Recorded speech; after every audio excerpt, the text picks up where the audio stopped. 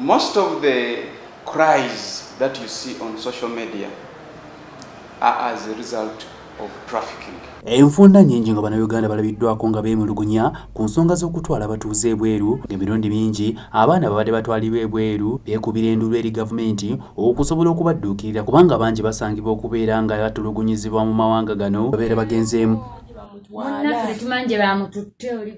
Ng'ayogerako eri STV olunaku lwa leero, Selva Godwin Mukeere ng'alondoola nsonga z'okutwala abantu ebweru, Minisitule y'ekikula ky'abantu n'abakozi avuddeyo n'atubuulira nga kati ebitongole ebitwala abantu mawanga ag'ebweru we byeyongeredde ddala obungi nga kati kampuni ezirina layisinsi zisoba mu 200.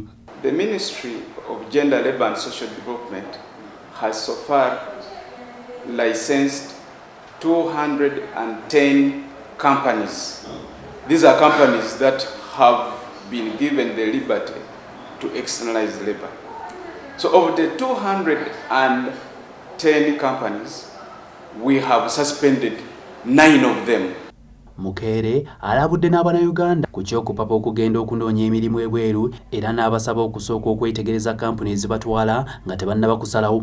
The Ugandan who is seeking to work abroad needs to find out which companies have been licensed by the Ministry of Gender, Labour and Social Development. Why is that you hear most?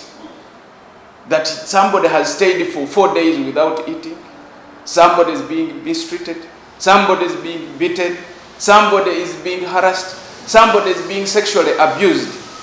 These are as a result of human trafficking, and that is really a thorn in the flesh.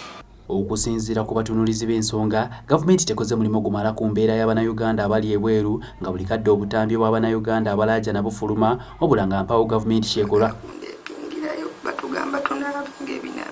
Wetwogerera kati mu mawanga g'Abawarabu wali Abannayuganda abasobera ddala mu 1,600 wabula nga newankubadde obutambi buno bufulumizibwa era nga busaasaana ku mikutu egy'amawulire buli kadde, gavumenti egamba nti erina okwemulugunya ku abantu 1,000 lokka.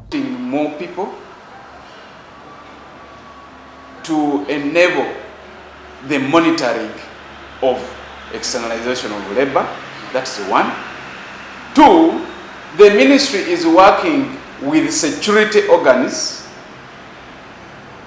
to fight the vice of trafficking in persons. Buli mwezi Bannayuganda abasoba mu 1,500 be batwalibwa mu mawanga g'ebweru okukola.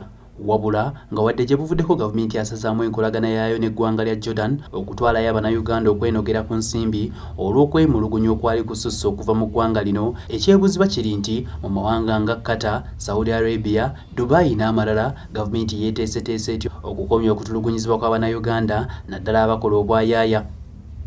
Nze Hasif Sekiwunga ku lwa STV Select ey'enjawulo.